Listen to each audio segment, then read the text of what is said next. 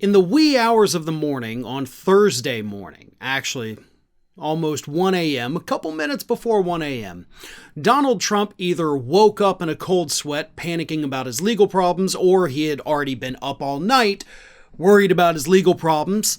So he got on Truth Social and decided to proclaim that he and every other person, past, present, and future, that serves as President of the United States must be guaranteed total and complete immunity, even, he admitted, when their actions cross the line. Here is what Donald Trump said in an all-capital letter rant. Again, this is like 12:58 a.m. Here's what he said. A president of the United States must have full immunity, without which it would be impossible for him, her, to properly function, and any mistake, even if well-intended, would be met with almost certain indictment by the opposing party at term end. Even events that cross the line must fall under total immunity, or it will be years of trauma trying to determine good from bad. There must be certainty. Example, you can't stop police from doing the job of strong and effective crime prevention because you want to guard against the occasional rogue cop or bad apple. Sometimes you just have to live with the great but slightly imperfect. All presidents must have complete and total presidential immunity, or the authority and decisiveness of a president of the United States will be stripped and gone forever. Hopefully, this will be an easy decision. God bless the Supreme Court. Yeah.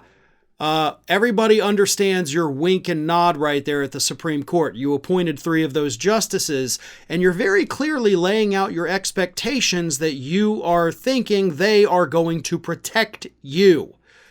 Now, honestly, that kind of seems like a little bit of interfering with the court. Now, on to some of the other claims. Even when they've crossed the line, he says. Sounds like an admission of guilt to me. Kind of sounds like the type of thing that actually could, should, and probably will be used against you in court. Remember, Donald, it's not just you have the right to remain silent about the crimes, that you were accused of doing at the time you were arrested. No. It's you have the right to remain silent forever. Because anything you say or do, including on social media, can and will be used against you. And that right there, even when we've crossed the line, sounds like an admission of guilt. Also, your thing about, hey, a couple bad apple cops, right? Sometimes we just got to let the bad apples go. You're essentially admitting, hey, I'm the bad apple, but hey, you got to let me go, or else everything's going to be all chaos and just constant lawfare between both parties. Here's the thing.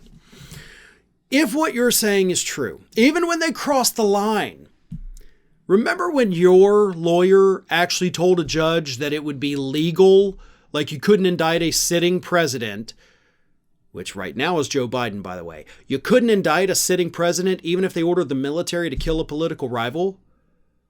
And if Trump's lawyer says that, and Trump is now arguing for full immunity, doesn't that open the door for Biden to do horrible things to people? Because Trump, you're not the president right now. But based on your lawyer's own arguments, like Biden could just say, hey, guess what? SEAL Team 6, I got a list of people right here, their home addresses, have at it. They can't indict me because Trump says so. That would be horrible and terrible. But the biggest problem with what Donald Trump is saying here is because the case that will eventually end up in front of the Supreme Court is not about total presidential immunity.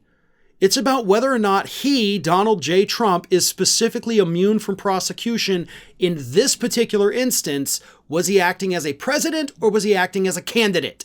That's it. If he's acting as a candidate, you're not immune. If he's acting as a president, he may be entitled to immunity. That's all they're determining. This is not going to overturn presidential immunity. It's not. It's just determining how he was acting at this time. Was it as acting as a candidate or acting as the president? So Trump is conveniently, and I think intentionally, misleading the public about what it means.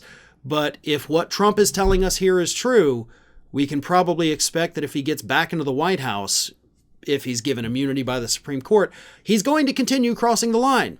He's going to continue being that rogue cop that he's warning us about, and that's not going to end well for anybody. Ring of Fire is just a few subscribers short of hitting that 1 million subscriber milestone. So if you're not already subscribed, please go ahead and do so and stay up to date with all of the latest from Ring of Fire.